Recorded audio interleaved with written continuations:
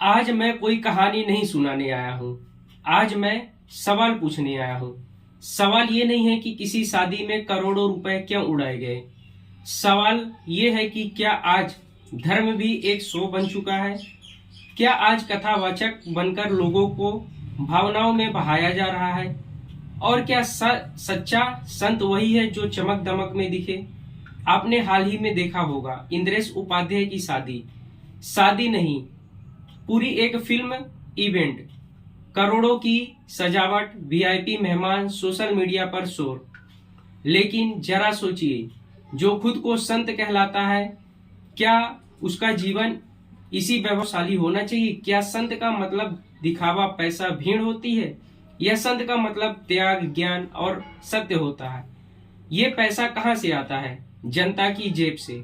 वो जनता जो रोज मेहनत करती है, जो दुख में है, जो मोक्ष की तलाश में है। और बदले में क्या मिलता है। भावुक कथा, आधे अधूरे श्लोक और बिना प्रमाण की बातें। जब जनता सवाल पूछती है तो कुछ पत्रकार कहते हैं आपका क्या जाता है।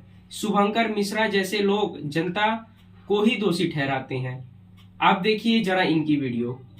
और कथावाचकों की जरूरत है समाज को, क्योंकि वो समाज के अंतिम व्यक्ति तक अपना प्रभाव डालते हैं। कथावाचक आपसे पैसा नहीं लेते हैं, आप नहीं देते हो चंदा जिससे उनका घर चल रहा है। वो जया किशोरी का बैग आपने नहीं दिया था, बागेश्वर चश्मा आपने नहीं दिया था, इंद्रेश की शादी में हेलीकॉप्टर आपने नहीं उड़वाया था, व्यवस्था आपने नहीं करवाई थी। उनको पैसा यजमान दे रहा है जिसको वो कथा सुननी है, क्योंकि ऐसी मान्यता है कि कथा कहने वाले को उतना पुण्य नहीं मिलता जितना सुनने वाले को मिलता है। और जो कथावाचक ये कह रहे हैं वो खुद कई बार मंचों से कहते हैं कि हम 50 कथा सुनाएंगे, हमारा उद्धार नहीं होगा, आप 5 सुन लोगे आपका जीवन उद्धार हो जाएगा। हमारे पुराणों में इसका जिक्र है। इसमें शुभंकर मिश्रा बता रहे हैं कि पैसा यजमान देता है। यजमान आप और हम जैसे लोग नहीं है तो कौन है। लेकिन याद रखिए, अगर जनता सवाल नहीं पूछेगी तो गलत को सही कौन कहेगा। सवाल करना अपराध नहीं है, सवाल करना जागरूकता है। संत गरीबदास जी महाराज कहते हैं, कथनी कहे न करनी, यह संतों की रीति नहीं।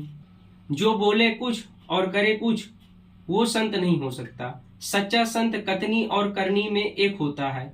जरा देखिए ये वीडियो क्लिप।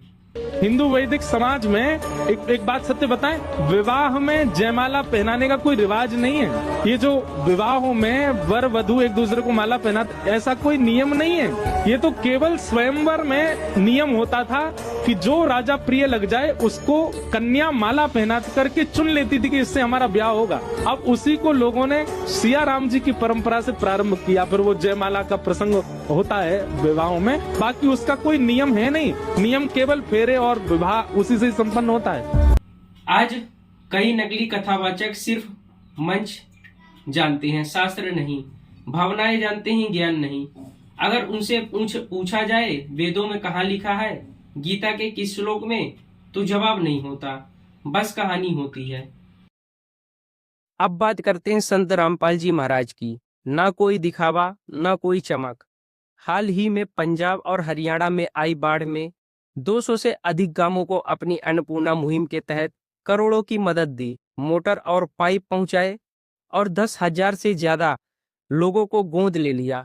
मतलब कि जो असहाय परिवार हैं उनको रोटी, कपड़ा, शिक्षा और मकान तक बनवा कर दे रहे हैं।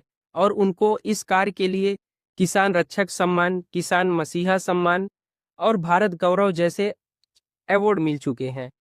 पर उनके इस कार्य की बातें कोई न्यूज़ एंकर और कोई मीडिया नहीं दिखाता। इसके अलावा शास्त्रों से प्रमाणित भक्ति, वेद, गीता, बाइबल, कुरान का ज्ञान, नशा मुक्ति अभियान, दहेज रहित विवाह, मुफ्त भंडारा, गरीबों की सेवा। वो कहते हैं भक्ति पैसे से नहीं, सत्य ज्ञान से होती है। एक तरफ शादी में करोड़ों उड़ाते हैं, दूसरी तरफ बेटियों का दहेज बिना विवाह कराया जाता है, बिना कोई पाखंड और आडंबर के।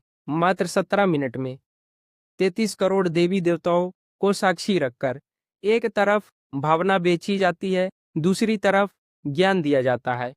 अब तय आपको करना है, आप किसके साथ खड़े हैं। आंखें बंद करके मत मानिए शास्त्र देखकर मानिए, भीड़ देखकर मत चलिए, सत्य देखकर चलिए। आज नहीं जागे तो कल पछताएंगे।